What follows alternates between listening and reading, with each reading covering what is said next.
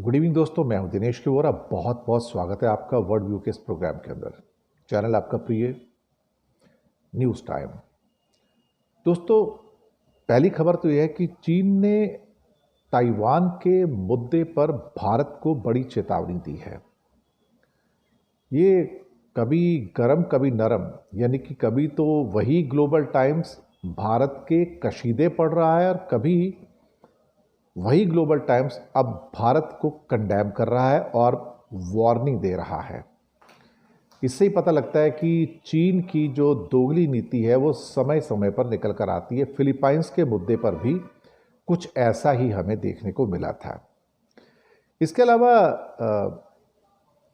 General Munir के ऊपर जो उनके स्टेटमेंट आए हैं भारत के लिए, उसके ऊपर भारत ने आपत्ति दर्ज की है और अमेरिका से कहा है कि तुम्हारी जमीन पर हमारे खिलाफ कोई व्यक्ति आपत्तिजनक भाषण कर रहा है और आप उसको नोट क्यों नहीं ले रहे हैं। अब ये तो बड़ी गंभीर बात हो गई साहब। जहां अमेरिका की एक और खबर है कि भारत के साथ नाराजगी है, उसको लेके यूरोपियन यूनियन भी पेशो पेश में पड़ गया है कि उनके देश भी अब भारत के प्रति क्या निर्णय लें। ये मुझे लगता है कि अपने आप में एक बड़ी भारत के लिए विचित्र स्थिति पैदा हो गई, क्योंकि यूरोपियन यूनियन अक्सर अमेरिका के साथ जाता है और अमेरिका के साथ ना केवल उन्होंने डील की है, बल्कि ये भी कहा जाए कि उसके कहे अनुसार ही सब काम करता है। तो ये आज के कुछ मुख्य मुद्दे हैं जिनको हम आपके पास लेके आए हैं, तो एक एक करके हम इनको लेके आते हैं और आप सबका बहुत बहुत स्वागत है। जो भी मेंबर्स अभी जुड़े हैं हमारे साथ में, मैं उनका स्वागत करता हूं। तो सबसे पहली जो खबर है वो तो यही है कि ताइवान को लेके भारत पर चीन क्यों भड़का हुआ है, और ग्लोबल टाइम्स ने एक बार फिर से बहुत कड़वे वचन भारत के लिए इस्तेमाल किए हैं। अब यहां पर भारत के अंदर कुछ जाने माने थिंक टैंक हैं और उन थिंक टैंक्स का कहना है कि भारत को ताइवान के साथ क्या कहते हैं कि मजबूत रिश्तों को और आगे बढ़ाना चाहिए। अब भारत के think tank observer research foundation, जिसका जिक्र किया है ग्लोबल टाइम्स ने, उनका कहना है कि भारत और ताइवान के बीच में जो संबंध हैं उनको प्रिंसिपल के तौर पर मजबूत करना और वहां पर इसके ऊपर बहस करवाना और एक व्यवहारिक रास्तों को अपनाना एक रिसर्च पेपर पेश किया है। और यह कहा गया है कि रिकमेंड किया गया कि भारत एक ऐसी स्ट्रैटेजी को अपनाए जिसके अनुसार ताइवान के साथ भारत के रिश्ते मजबूत हों और चाइना के साथ जो क्या कहते हैं कि स्ट्रैटेजिक जो थोड़ी बहुत एम्बिग्विटी है उसको बरकरार रखें। यानी कि मैं किसके साथ खड़ा हूं वो स्पष्ट रूप से ना बताए और थोड़ी सी अस्पष्टता जो है वो उसमें लेके आए, जो एम्बिग्विटी है उसको लेकर आए। अब ये तो बहुत बड़ा अटैक हो गया देखा जाए तो। मुझे लगता है कि ताइवान का मुद्दा हमेशा से एक ऐसा मुद्दा रहा है जिसको लेकर चीन, चाहे भारत हो या अमेरिका हो या ईयू हो या कोई और देश हो, उनके ऊपर भड़कता रहा है। क्योंकि चाइना जो है ताइवान को अपना अभिन्न अंग समझता है और उसका मानना है कि एक ना एक दिन ताइवान को उसका हिस्सा बनना पड़ेगा।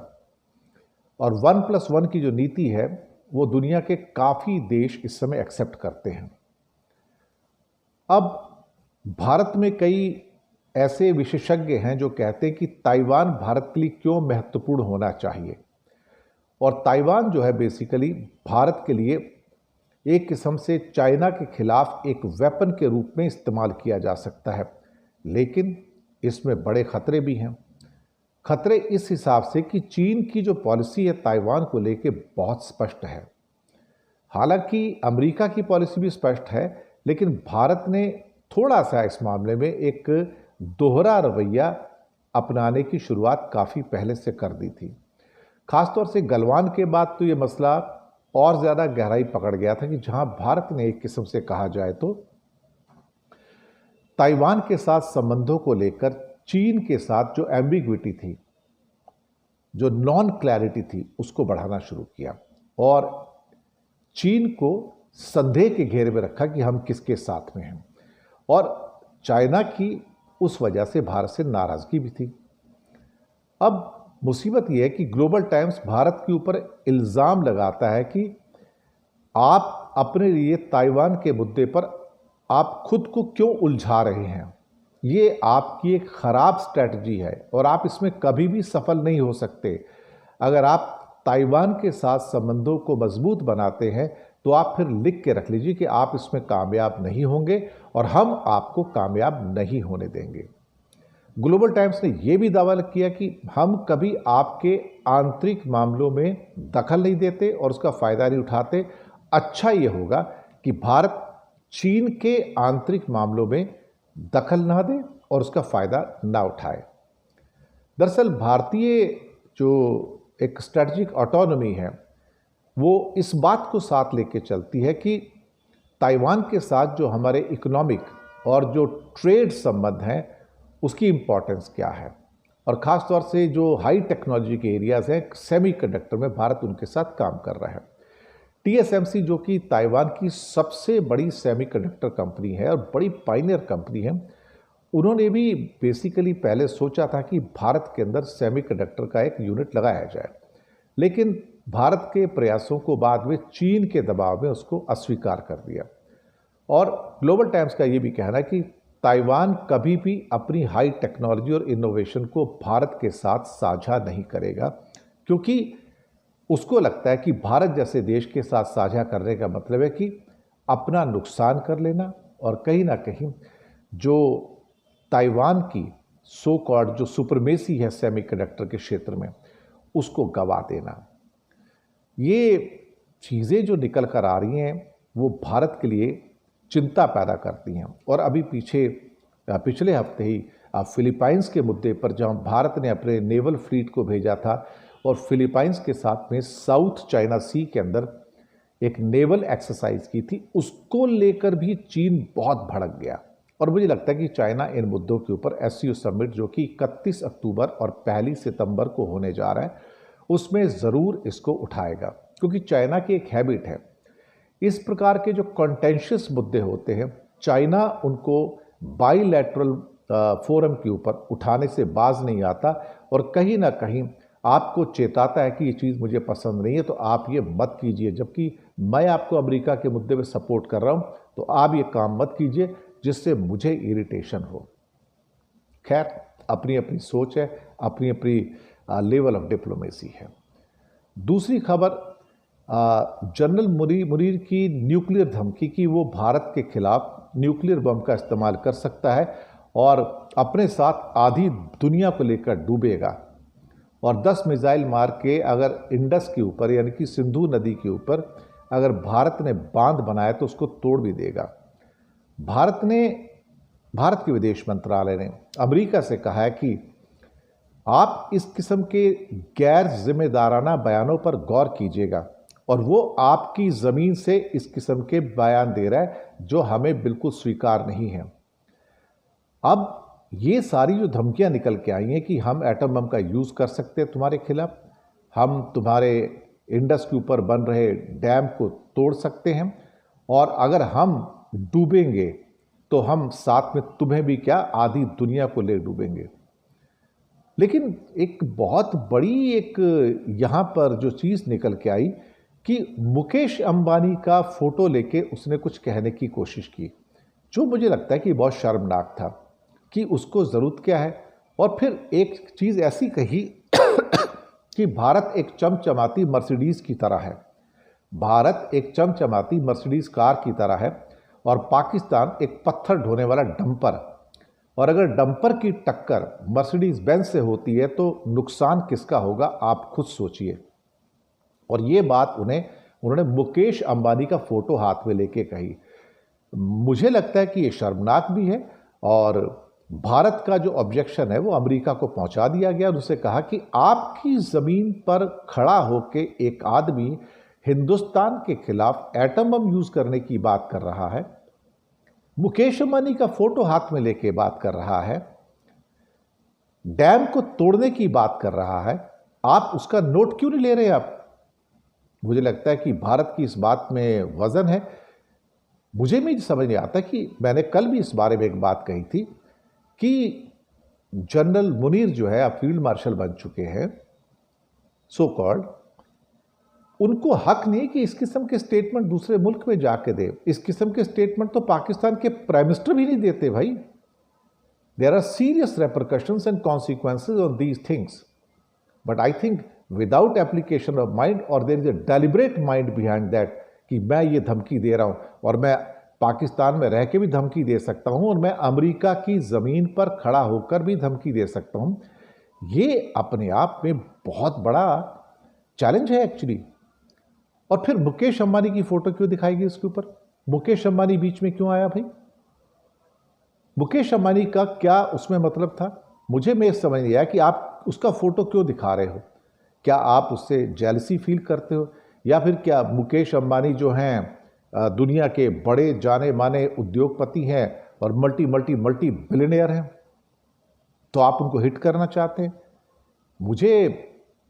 मैं खुद सोचता हूं कि ये जो दावे किए जा रहे हैं और मुकेश अंबानी की जो फोटो दिखाई गई है मुनीर के द्वारा, this is very very derogatory. और डिप्लोमेटिकली देखा जाए तो this is not a decent language. He should use a decent language which is acceptable to all. उसके बाद हम आते हैं इस खबर के ऊपर कि जहां पे यूरोप अब भारत को संशय की नज़र से देख रहा है। क्यों? ऐसा क्या हुआ है?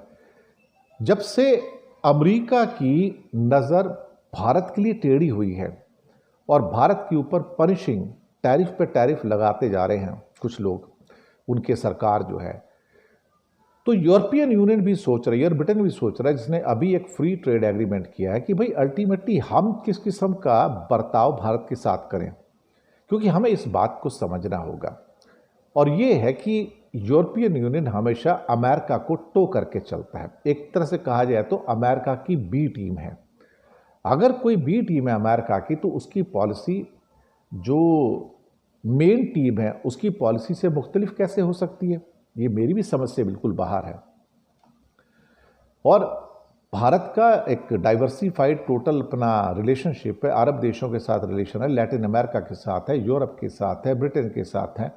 मतलब यूरोप को मैं ईयू के माध्यम से देख रहा हूँ। अब चूंकि ईयू का पार्ट नहीं है ब्रिटेन, तो ब्रिटेन को थोड़ा अलग लेके काउंट करना पड़ता है। और इंडिया का ब्रिटेन के साथ अभी समझौता भी हुआ, FTA हुआ, और स्विट्ज़रलैंड के साथ भी समझौता हुआ, हमारा फ्री ट्रेड जो है एग्रीमेंट वो भी हुआ है।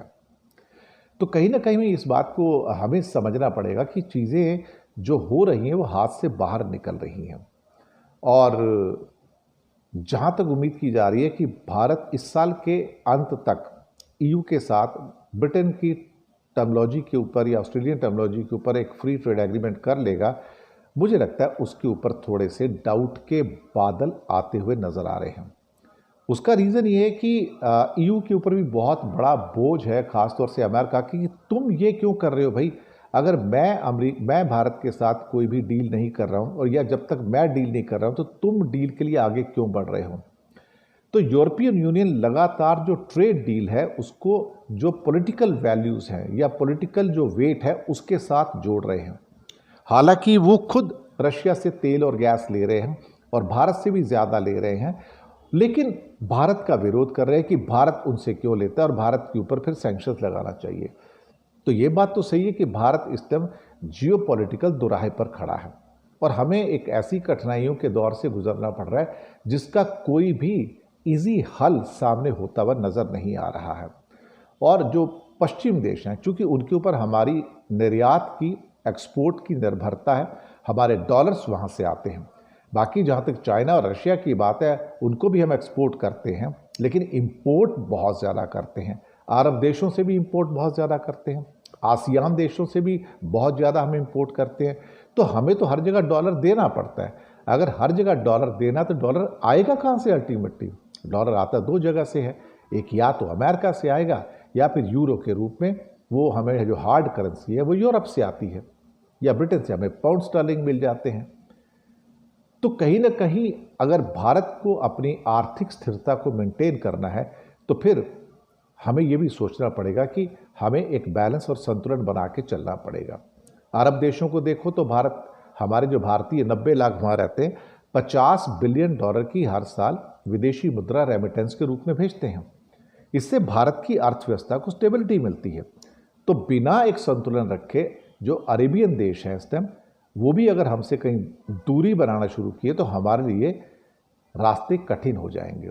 ये बात सही है कि भारत पिछले कुछ समय से लुक वेस्ट की नीति पर चल रहा है, यानी कि पश्चिम की ओर देखो, और धीरे धीरे कहीं ना कहीं हमने रूस और चीन से दूरियां बढ़ाई हैं, हालांकि ट्रेड कर रहे हैं उनसे।